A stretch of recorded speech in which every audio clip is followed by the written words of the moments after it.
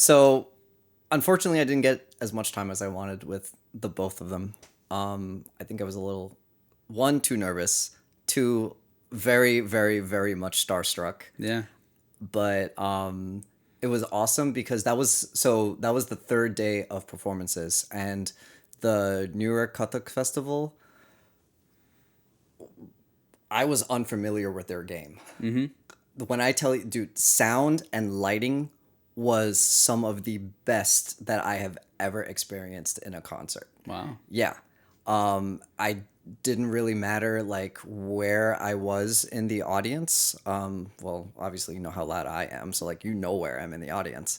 Yeah, lighting for like I can't imagine having to, you know, changes in lighting and changes in sound, especially for, you know, dancers in motion. I kind of realize how spoiled we are being static musicians. Sure. So, you know, lighting is kind of a And even then, Yeah. the lighting's not always on point. no, it's Yeah. not. It's So not. just But extra layers of complication. yeah. Shout out to New York Kathak. You guys did a great job. I really didn't even ask kind of how many dancers there were, like how big the crowd was, you know, where in New York was the Kathak Festival. So it was at the Alvin Dance Theater. I believe it's called the Alvin Warner Dance Theater. Okay. The crowd was, I want to say, about maybe 200 or 300 people. Wow. On the third day, it was packed. Nice. Yeah, third day it was packed. Yeah. I got a chance to stick around for a couple performances on the third day, and it was.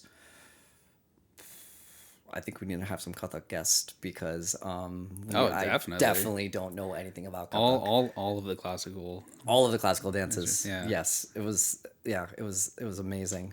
But yeah, it was a big turnout. And is this like a new festival, or has it been around for a while? I think it's been around for a couple of years, but this was the first opportunity I had to, you know, go check it out for myself. That's awesome. Yeah. And like I said, definitely made the most of it. Yeah. Yeah. It was great. Sweet. Dude, I'm so sorry you couldn't come. I know. Yeah, you missed out. At least you had my phone with you. Yes, I did. You were here in spirit. Yeah. I didn't soar. Saved a shot, so it is as if I was there. Yes. Yeah. Yes. Oh my God, first time performance ensues. It's all good. I know you did it outdoors too. It's an uncontrolled environment. Yeah, what can you do? Baptism by fire. Yeah. Yeah. Cool. It's like immediately learning the Rasengan and then going to go fight pain. I was just like, oh, no, I would have liked some steps in between. That is kind of how it felt like in the show. Yeah.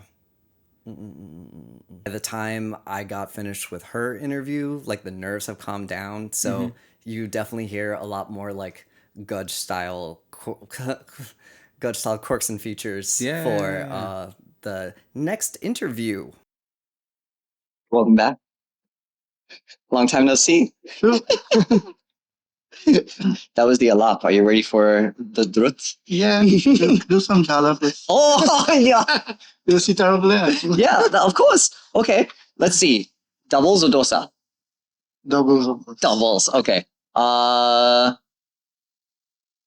and aloo or chole bhatura? Chole bhatura. Chole bhatura. Oh, that's controversial. Controversial. Ooh. I lived in India for too long. Yeah.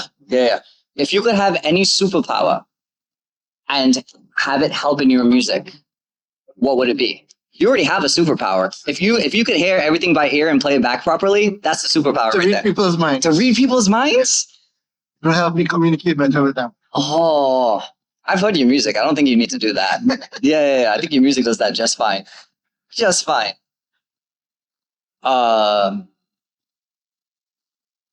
So, a couple months ago, Prime Minister of India came to visit Trinidad, right? If I may say that, can you, like, my pronunciation is really bad when it comes to Hindi stuff, but what was the institute that you went to for your music? At Gandharva Mahavidyalaya. And that was founded by that was founded by It was actually founded in 1904 by Pandit Vishnu Digambar Paluskar. in Lahore. Yeah, right? in Lahore. Yeah. The one in India, Yeah, yeah. founded by my principal, Uh-huh. Pandit Vinaya Chandra. Now, Pandit V.D. Paluskarji coined Vande Mataram. Okay. How does it feel that you are abiding by your Gharana rules by having the Prime Minister of India loving your rendition of Vaishnavism? Well, that was quite an incident. Yeah. Actually, let me kind of go backwards. Of course. So that people understand. Yeah. So it was in 2018, the High Commission of India, Yes. they were celebrating the 150th birth anniversary of Mahatma Gandhi. Mm-hmm. And this particular song was his favorite version. Yes. Vaishnav version. Yeah. So, Mishra Kamaj. right. Yeah. Of course. So they had instructed all the High Commissions all over the world Mhm. to send a version from their country. Okay. So the relationship I have with the Indian High Commission in Trinidad, Yeah. they know I was trained in India. So they approached me and they asked me to do a version of it. Yeah. So I did, and we went to all the different venues in Trinidad, Maracas Beach. Mm-hmm. Those were people who look at the video, they would see all of Trinidad, Yeah. everything from doubles Yes. to everything. Mm-hmm. So this was sent to India by the Indian. And then a couple of months afterwards, one day I saw that somebody called me and actually told me that, do you know that the Prime Minister Narendra Modi had tweeted you on Twitter? Yeah. So I said, no, what's it about? Uh-huh. I said, no, he posted your song and he said that the lovely Gajanand by Rana Mohip had to be. So I was in shock. Yeah. Where is this little dot? Uh-huh. And where's the Prime Minister? Yeah. So I was really shocked at that point. So what happens is that I had already bought my ticket. I was going to India actually just in July. Yeah. And I already bought my ticket to India and I already left Trinidad and was in Canada en route to India. And then I got a phone call stating that Prime Minister is coming and they want me to be there to perform at the our Prime Minister's residence. They're hosting a dinner for him. And they want me to do like a half-an-hour segment. What was going through your head when you got that call? Well, I first discovered, immediately I thought I got to go back home. Yes. So, Looking at plane tickets. yeah. So I was just checking out my finance, etc. So then I called the person I knew at the ministry. I said, hey, I'm already in Canada. Yeah. But I don't mind coming back. Yeah. They provide me with a ticket. Uh-huh. Said, but I'm not too sure about that. Oh. Everything is voluntary. Uh-huh. Let me find out and I'll get back. So I said, if you all could provide me with a ticket back and back in Canada, I'm willing to come. Yes.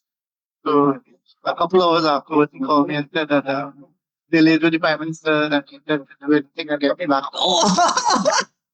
That's awesome. Yeah, so then they gave me a ticket back. Did you also ask for Tokap Chai and a Dali as well? No. Oh, you should have added that to the list. No, it was voluntary. So I Okay. didn't want to put too much pressure. Yeah. So I left Canada, went to Trinidad, back for 2 days, because he was just visiting for 2 days. So, and after the major one that they had, which I already declined because I know I was traveling. Yeah. And then they had the Prime Minister's residence. So Yeah. actually, I performed 8 songs on that night, just in front of the Prime Minister. What a betak. Yeah. Wow. In front Actually, I was supposed to perform 6 songs. So at the end of the last one, Encore. one of the ministers came and he said that, Reggie's enjoying. Yeah. If I can continue. So I said, Yeah. So then I ended singing one of these songs. And then on the way back, he came and he met me and he said that would you like to be the Prime Minister? I said, of course. Yes. That would be an honor. Then I went and I met first our Prime Minister, Yes. coming up with Secretary, and then afterwards, Prime Minister. Oh. To the side down. Yeah. Wow. Really an honor. What an experience. I think we touched on this a little bit earlier, but it's always interesting to hear, like, what you were talking about Bhopali and how that was the first rag that we learned. Is that the rag that you most resonate with? Is that the one that you have the most fond memory of, or what? Well, what I like a lot of compositions Yes. from Bhopal Ah, because learning one composition is never enough. yeah, It's never and enough. then you hear other compositions with more technicalities. Yes. I know about 10 different bandishes Yeah. in Bhopal. Yeah. So although you learn that the very first one, that kind of embedded in my mind. Mm-hmm. Everything comes from that. Yeah. I'll tell you a little experience I had. So Yeah. for about 6 months, Mhm. my teacher, every morning at 8 o'clock, he'd have class and he would teach us rag rehab, Uh-huh. all the different And- variations. So, In the morning? yeah. Okay. Although it's a Yeah. morning, but my classes is in the morning. Yeah. Yeah. Classes, So he was just teaching us all the different ways you could do it. Mhm. So one of my friends said, "Hey, Rana, do you think about it every time you go this, so always teaching rap? Yeah. Yeah. He getting kind of fed up, So rap, yeah." And I said, I'm here to learn, so whatever I'm Yeah. just enjoying the classes. Mm-hmm.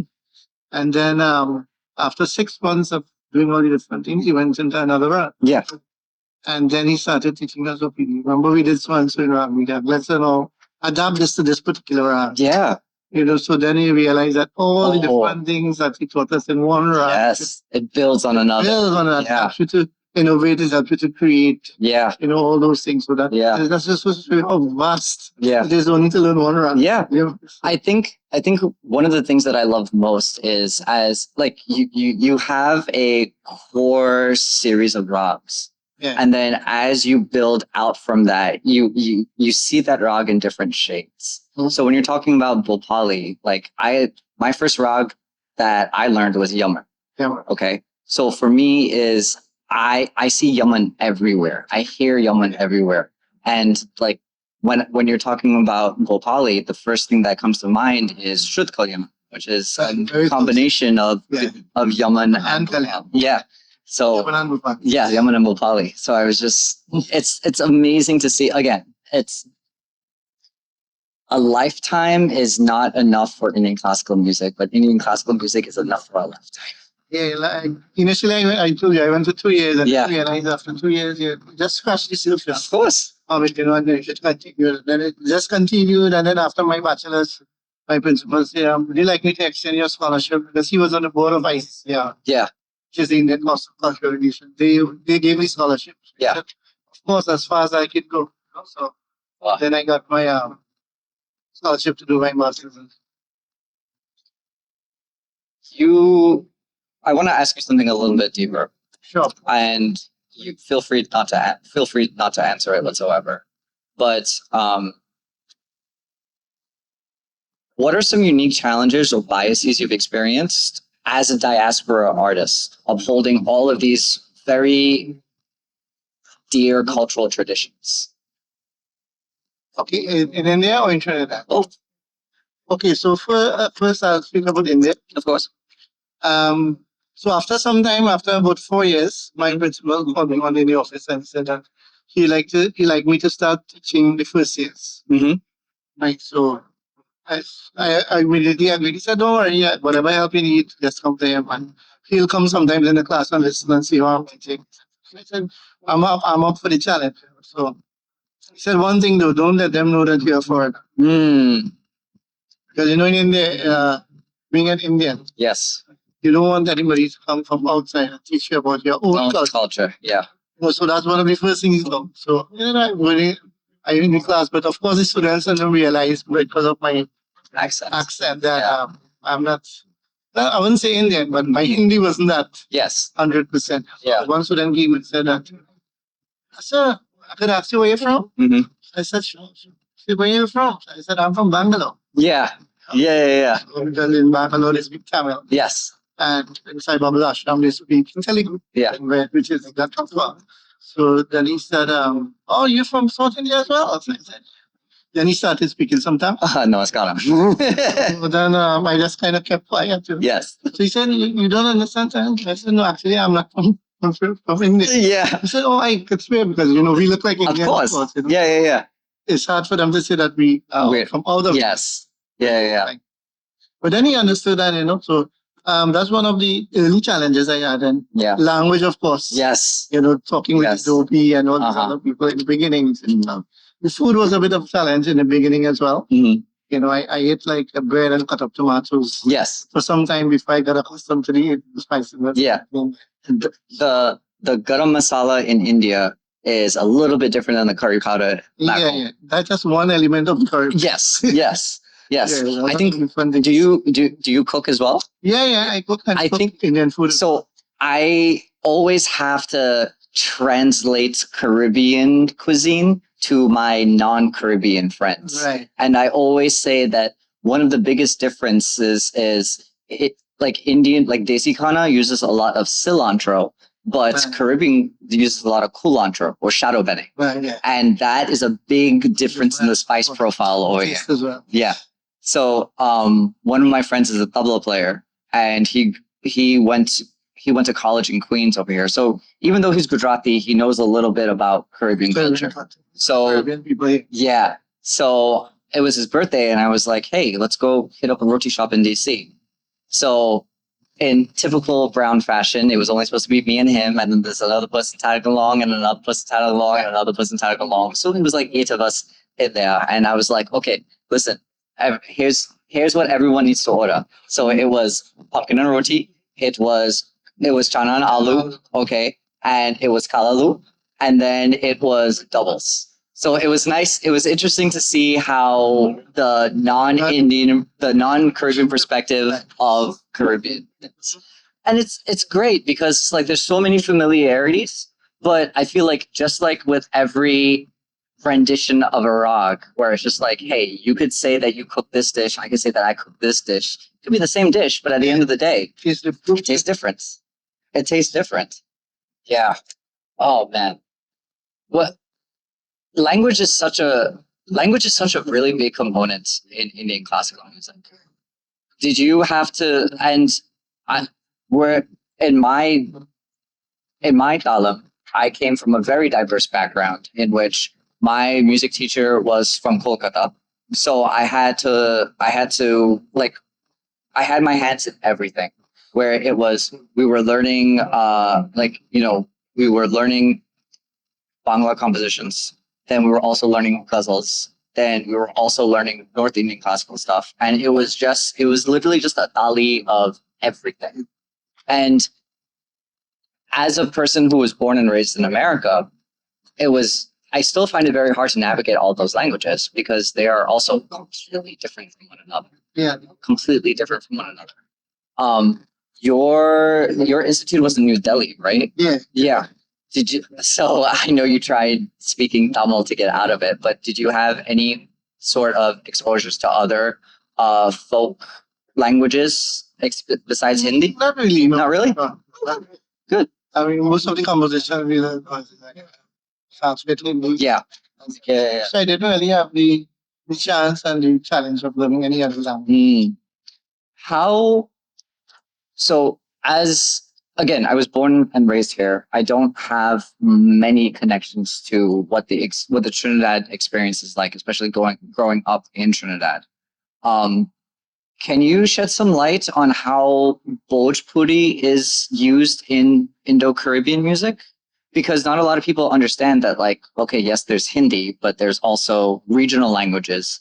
Yes. And, because of the diaspora colonization, essentially. Yeah. Because of colonization, the Caribbean is a mixed mash of a whole bunch of different cultures. Mm-hmm. So have you ever done any sort of performances where you were reciting Bhojpuri compositions? Yeah. This time when we went to India, one of the compositions that Susan danced to was one of the local classical compositions that we have in Trinidad. Yeah.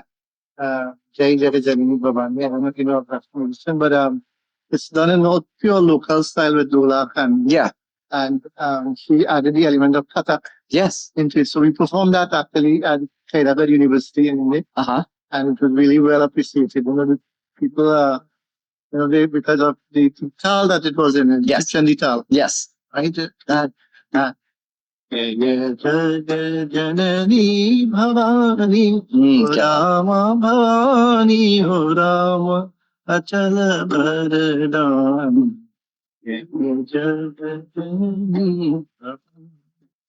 So, and from that, then they're going to fast Kairwa. But instead of going to fast Kairwa, we went in the Tinda. Oh. And then, of course, we went into the second element, which is the fast Kairwa. Yeah.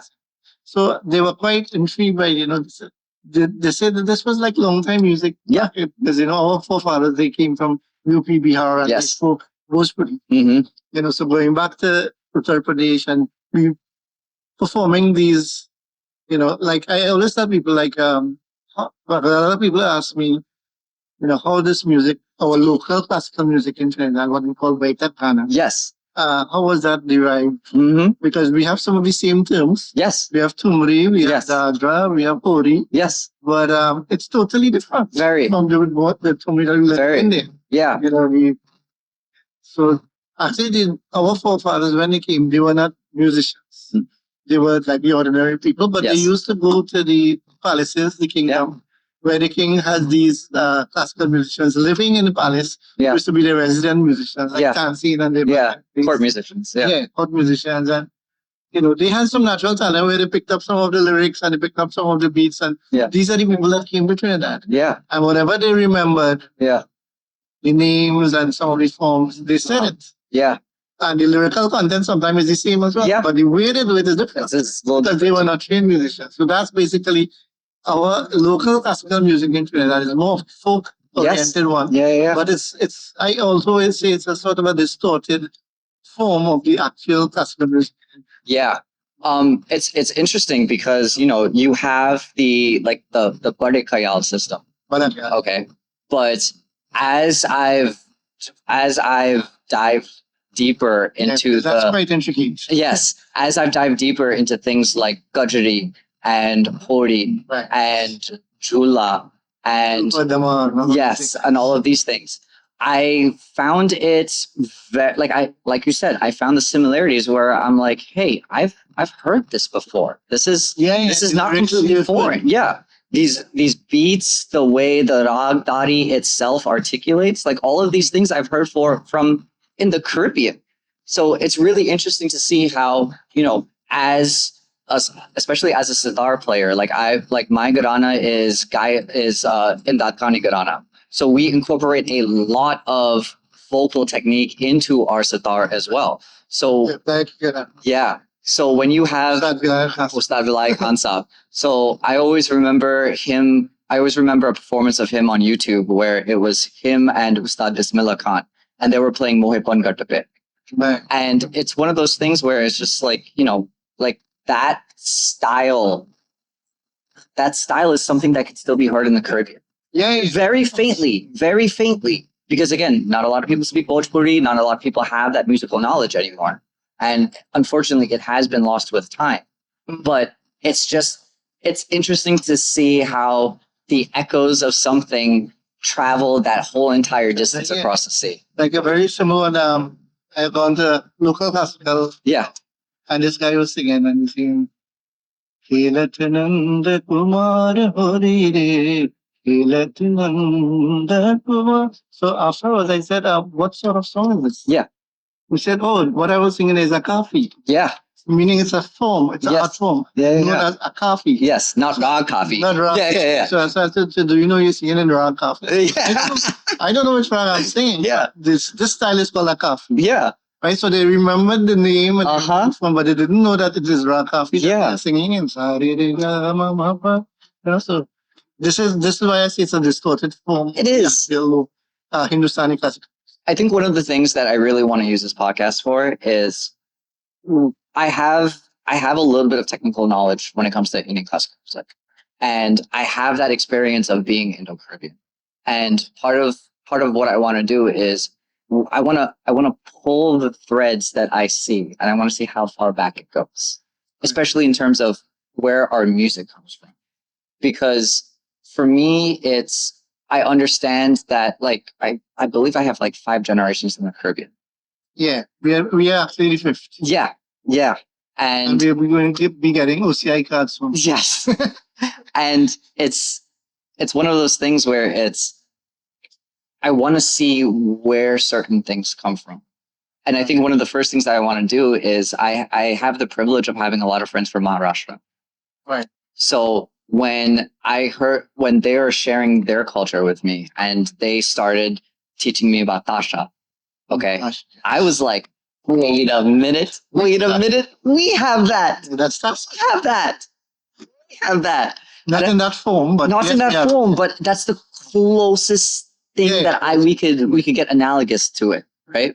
Because in in South India, in Carnatic music, they also have those drum lines Yes. as well. And I thought that that's where it came from, but it mainly, like, I see a direct correlation between Maharashtrian Tasha Yeah. and our Tasa. And lovely Yeah, Tasa but playing in the actually background. it was Tasha. But Yeah. that, you know, as it went on, of course, it became Tasa. Yeah. Yeah. One of the things that I want to do, again, so like we want to pull a little bit of threads. And most importantly is Indian classical music is very different. It's not, it's one of those things where you have a lot of gates that you need to go through, where it's, yes, you could definitely come in without any prior knowledge and take something away from it. But it's also one of those things where the more you learn about it, the more you could take away from even the most basic things. Definitely, because you know, when you learn a basic composition, that's basic. Yeah. You could perform that composition for 2 minutes, 3 minutes, if you want. But you could also perform that same composition for 20 minutes. Yes. Half an hour. Yes. All right, and you could elaborate more. Yeah. So the more you get into it, the more you realize. Yeah. Because the reason it's called kyal, kyal means imagination. Mm-hmm. So it's actually the imagination of the artist who is performing it. Yes. On the spot, he is creating. Yeah. You know, and Yeah. learning all the rules and regulations from his training. Yeah. You know, that's why, you know, your training is most important. And that's what we want to do on the podcast is we want to say, hey, here's a little guide on how to understand the rules and regulations when it comes to the rag and when it comes to these performances. So I think if you, obviously you being a professor, you have to do this all the time, where it's, if you, what would you have any advice to anybody who is of the South Indian diaspora or anybody who is not even of Indian or South Asian diaspora culture? Is there any advice on how to get into classical music in a way that respects the traditions, but also tries to accommodate those who don't have that cultural knowledge in the first place? Well, one of the first things I'll recommend is have a guru.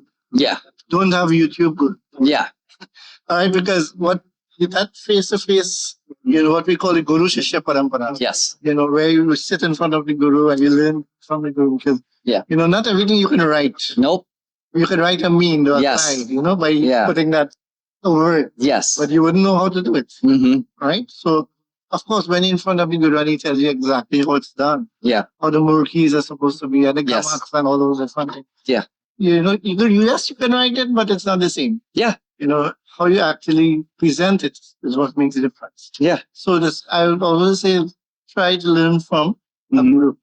Get a physical guru, of course, the one who knows, who has the knowledge and the language barrier. Learn from a guru and, you know, like we in Trinidad now, we have several schools that teach Indian classical music. And you know that in Trinidad, there are a lot of people who are interested. Yes. You know, our classes, we, like myself and Susan, we have over 100 students. Wow. You know, that regularly comes to classes. You know? So the interest is there, and I would suggest to anybody, if you're interested in singing Bollywood songs, if you're interested in singing chutney, super chutney, anything, first your base should be Indian classical music. Yeah. You know, that like a foundation is needed in everything. Yes. Indian classical music is your foundation. Yeah. From there, you can go into whatever field you wish to do after, but you must have that foundation. Thank you so much. Who are some of your favorite artists to listen to? Well, I like and vocalists, that is Paddy Jaswal, yes. Rajan Sajan. Yes. Ulhas Kashalkar. Yes. Yeah, in the ladies we have Veena Shastabudde. Yes. Ashwini Bide. Mm-hmm. You know, many of them. I had a good privilege of performing, and most of them were in there. Yeah. And so it was really a truly great experience. I learned a lot. Yes.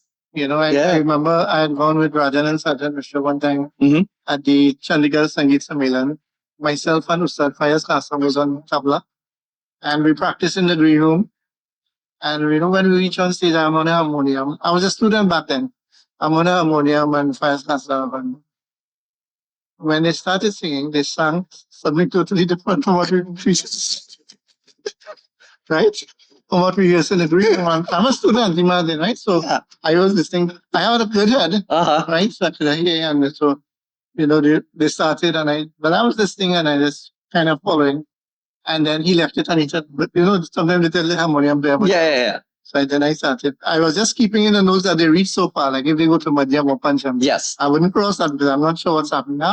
Yes. It's a rag that I don't know. Yeah. So then I said, and then the Mukra came, and I catch back the Mukra, and then Rajan ji stood to me and said, Wow. so after the performance, we went back upstairs in Tribunal, Uh-huh. and then Sergeant was this. I said, Pandit ji, ye kaun si raag chal raha hai abhi aapne gaaya? He Yeah. said, aapko pata nahi? He said, you didn't know?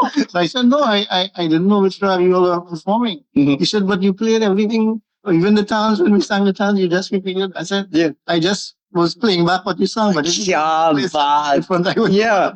Yeah. Kya baat. Because even after the performance, they didn't realize that I didn't know which rag it is. Yeah. So then he told me, and then I said, The amount of times I have seen artists say that they are going to do one thing, yeah, and when then you, as soon as they get on stage, completely different. They look at the Yeah. audience and say, okay, we're going to do. I think that's the. I don't want to say temperamental because temperamental is usually a bad connotation. The mood but of the artist. it's such a delicate mood of Indian classical music that it could change on the just on the spot like that. On the spot like that, especially when you have like major changes. We're like, oh, what lighthearted rag. The next thing you know, you were doing Darbari Kannada. And it's just like, oh, those are two completely different moods. Yeah. Sometimes they practice in everyone is Vilamik Iktala when you reach on the stage, you do Jhumura. Yeah. Who knows? Yes. I guess that's totally the mood of the artist. Yeah, that's also kind of the masala of Indian classical music, where it's just, And it just goes to show, once you have the knowledge and you have the experience, one, yes. Yeah. But the knowledge of the rag is what is. Yeah. Oh, man. One of the things that I'm also really interested in is the music systems of Trinidad. So like we were talking about earlier about how like all of our classical music in Trinidad kind of derives from the folk music of India, and that was brought from India to over here. I really would like to dive deeper into, hey, what music systems do we have? Do we have any formal music systems? Do we have something that we could call our own Garana, essentially? Well, we have been trying to do that. Actually, Yes. last year we had an international conference on Baitan Ghana. So we invited people from Suriname, Guyana, Fiji, Mauritius. Yeah. And even people from India. Whole diaspora. Yeah, the whole diaspora, they came. And we were just trying to in Trinidad, we are trying to collate it so that we could see it's wonderful. Yes. Because if you listen to too many Trinidad and Suriname, it's different. It's different. Yeah, it's society. Yeah. In Guyana also. Uh-huh. So we're trying to kind of regularize that. Okay. And although we met with all the different countries and we didn't come up with a solution. So let's have one, but that's what we're trying to do in Trinidad. Let's call this Baita Ghana or local custom music. Let's try to regularize it. Let's have one. If we say this is a Tumri, yes. If we say this is a Dadra, yes. They will say this is a Dadra, but they're not singing in Dadra tal. Rana ji. For example. Rana ji. We have an entire war dedicated to whether it's curry chicken or chicken curry. Yeah. I can't imagine the complications it would be to try to standardize forms of music. Yeah, of course. And then Karnataka music say they are the original form. Of course. Hindustani sing. So yes. It's happening. Yeah, it's always a tit for tat. Yes. So of course. It might be difficult for us to regularize that. Yeah. Because we want to have like notation. Yeah. When people come, they want to learn about the Caribbean music. This is one of the books that they can see. Uh-huh. Although we have started. Is there a book? We have started that. We've started that. Yeah, okay. All right. Please let me know. I need to get my hands on a copy of it. Because I would started writing the notation from the local mascot. Again, I'm biased just because of the fact that I don't have many connections in Trinidad itself, but from what I could gather on my research over here, there's very little documentation about things, especially when it comes to classical music or music in Trinidad. I don't know. Well, of course, it's a byproduct of colonization where, none of those, they weren't musicians. Yeah, exactly. And the fact that all of our traditions are orally passed down, nothing is technically written down. Yeah. So all of these are adventures that I can't wait to partake in. Yeah. Even with musicians, even as musicians, we hear composition. Yeah. This will be the authentic composition. Mm-hmm. But by the time you hear it, Yeah. one of the lines probably changed slightly. Yeah. And then someone learns it from you. Yeah. Shrishti learns it from you and Yeah. change the third line. Yeah. And by the time it reaches the eighth person, the entire composition is changed. Yeah. Yeah. Although you're dealing with musicians, so much as for people who don't know music. Yeah. So that's what basically what happens. Yeah. Local. Yeah. I think that's one of the beauties of Indian classical music, though, is the fact that, like, hey, it's really interesting to come from the outside and look at Indian classical music, where there's so many rules. You have the aro, you have the avro, you have the vadi, you have the samvadi, you have the tal. Okay, then you have the puckered, and then you have all of these restrictions on the rock. But then you are told to improvise within it, and it's a great representation of what I think is also a direct correlation to Hindu philosophy in general, where it's you have all of these limitations, but you also have immense freedom within those limitations to explore. So yeah, it's been great. Oh my God, thank you so much. Well, thank you so much for having me, and whatever little knowledge I have, I can share with you. Whatever little knowledge. Okay, Professor G. Oh my God, I can't. Music is something that you can't have much knowledge of, because you always keep learning and from experience. Music is one of those things where I'm so thankful to be able, I'm so thankful that I'm able to have whatever little understanding that I have to appreciate this art form its entirety. And I think one of the things that we really want to do is just to open that up to anybody who may want to take away something from Indian classical music, where it's, hey, yes, you have the very serious, the audience is entirely silent, it's pin drop silent, the entire artist is used to invoke the rasa of the divine itself. But at the same time, you also have the very human emotions of, the entire reason why the artist was taking you on this journey is so that you could also feel the same emotions that they are. And sometimes those emotions invoke a wa na kya baat hai. You know what I mean? Sometimes it's a kamal when a tihai lands properly, or a tan hits you the way it should. Yeah. So again, I just want to open up, as much as I love this little world that we have, I really want it to be shared with respect to the culture and with respect to the time that every artist and every audience member, the time that they took to make this craft their own and pass it down. That's one of the major things, actually. When I, as I mentioned, I did teach at the university in India. Yeah. And in fact, my principal asked me to stay on in India. Yeah. They were offering me a job there Yeah. to stay and teach, but I said, no, I want to go back home and share my knowledge. Yes. So when we came back to Canada, myself and Suzanne, we started what's called the Sangeet Mahavidyalaya. Yes. Which is a great school of music and dance. Mm-hmm. And since then, we have been offered jobs at the National University. Mm. And we've taken up those jobs, but yes, we still continue Sangeet Mahavidyalaya. But not everybody wants to go to university, but that's a hardcore, strict syllabus that you have to stick to. Yes. Some people just want to learn, basically, for religious reasons. They want to go in a Ramayana. Yes.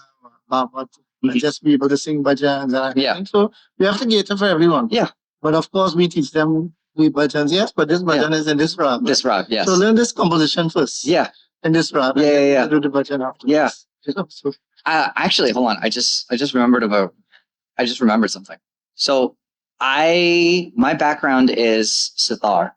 Right. And my Guruji used to put on essentially a showcase. We called it an Indian music and dance competition. Right. So on Saturdays it was all instrumental and vocalists, but Sundays it was all dance. So of course, dance is just the other side of the coin of Indian classical music. Do you feel like, and I'm correct in assuming that you're also not a dancer yourself, right? no, I'm not. You sure about that? Yeah. Okay. compose music for dance, but I don't know. But I Is appreciate that. and Susan G learned Kathak as well as various other forms Yeah, of mainly folk dance. mainly folk dances, right? Is there any particular style of dance that you feel resonates the most with you? It's Kathak. It's Kathak. Yeah, because Yeah. the way I was trained was and then I got started composing music for Kathak. So, Yes. and what I like most about it is the rhythm Yes. aspect of it. Yes. Yes. Yes. You know, the different TIs and Yes. they start. You know, so Yeah. I really enjoy like putting notes to those TIs Yes. in different ragas and all these things. So, Mhm. Kathak, I'll say yes, I appreciate that more because of Suzanne, of course, and because of the rhythmic aspect of that particular. Yeah. Wow.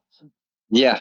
Kathak is just one of those things where it's like I have profound respect for that level of dance, but I don't know what that dance experience is. However, as a musician, I love going to Kathak festivals just because I know the music is going to be awesome. Yeah, Yeah. even the bow Yeah. aspect of it. Yeah. You know, just seeing their facial expressions Yeah. and the way they express. Actually, they get into the portrait that they are portraying at the time. Yes. If it's a Christian leader, they actually think that, you know, they're Lord Krishna and they are performing and, you know, they get into the character basically. I don't want to get too philosophical, but I think that music itself is the manipulation of time. And I think that time is how we develop our tal and how we develop our sur as well. Mhm. But I think one of the things that I've always loved about dance is that they manipulate time and space. True. And that is an aspect that I could never understand. So when it comes to the ras or the bao, it's, you know, we are used to hearing that in gayaki or in instruments, and it's really interesting to see how dancers put this into the physicality. Yeah. Whether You see, it's dance is something that is visible. yes, You actually see it, so it Yeah. becomes more interesting than just listening to it from a guy or from an instrument. yeah, You know, when you actually see and you see that person portraying and it tells a story. Yes. Basically, kata comes from kata, which means to tell a story. yeah, And it was, of course, influenced by Lord Krishna, right? So, Mhm. Kathak basically gives you, it's a story. yeah, So if you see a dancer dancing on stage, you must understand by just looking at her, you know, the story that she's trying to tell. yeah. So from an audience point of view, that's what you expect your audience to do. Yeah. And from a musician standpoint, you know, if rag comes from rang or to paint Color, or to yeah. color, you know what I mean? You have the physicality of the dancer portraying that ras. True And then that. you also have the musician also painting that picture with their craft as well. It's really vast. Really vast. Really I mean, vast. we could go on talking for hours, but We can. we We know- can. we have a- can now. we have a Thank- time limit. Of course. Of course. Thank you so much for Most this. welcome. Oh my God. Pleasure to be here. Yes, of course. Thank you. Thank you. Oh.